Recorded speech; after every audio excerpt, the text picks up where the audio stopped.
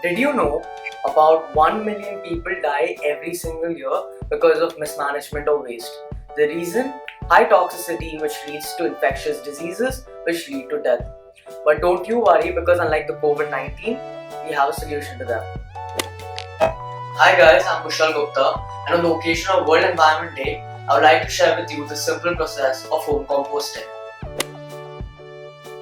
So, why compost, you may wonder? Well, the answer is pretty simple.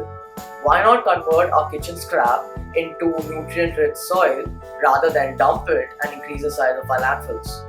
Hopefully, now that I have convinced you, let me show you how to go about it. So let me take you through where I do my composting and my segregation.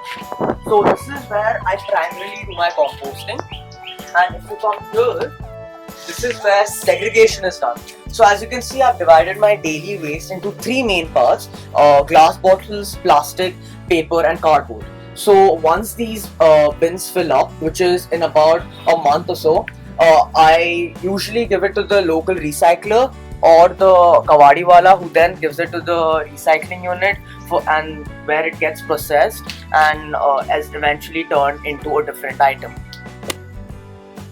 Composting requires four things. The first and most important are plastic bins. You need three plastic bins with holes filled around and under them like these, approximately 2 inches apart. I have 60-liter bins, so it takes me about a month to fill them up. The second thing you need is cocoa peat, which is also known as coconut fiber. The coconut fiber basically has carbon in it, which is very important for the composting process. The third thing you need is a shovel to mix the contents of the bin. And lastly and most importantly, you need a kitchen waste. My kitchen waste usually consists of fruits and vegetable peels and eggshells. Yours may be different. However, I would suggest not to put cooked food into the bin, especially because it attracts flies and mosquitoes. The process of composting is very simple. So you start by layering the base of the bin with some cocoa peat.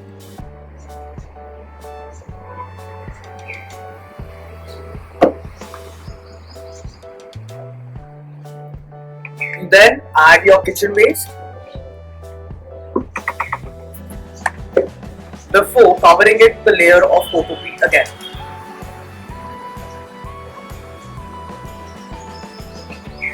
The following day, you'll notice that your pile has shrunk considerably.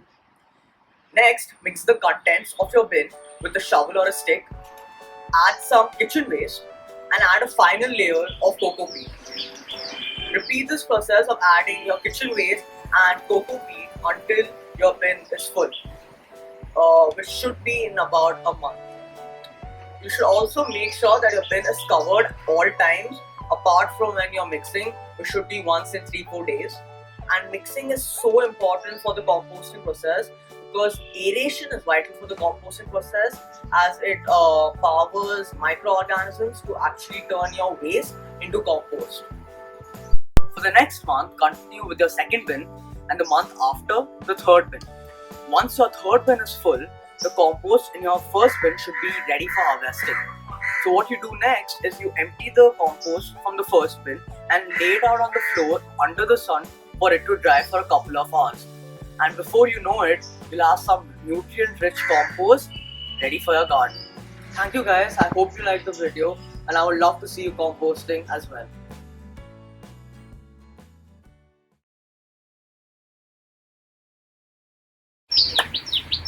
I forgot the line.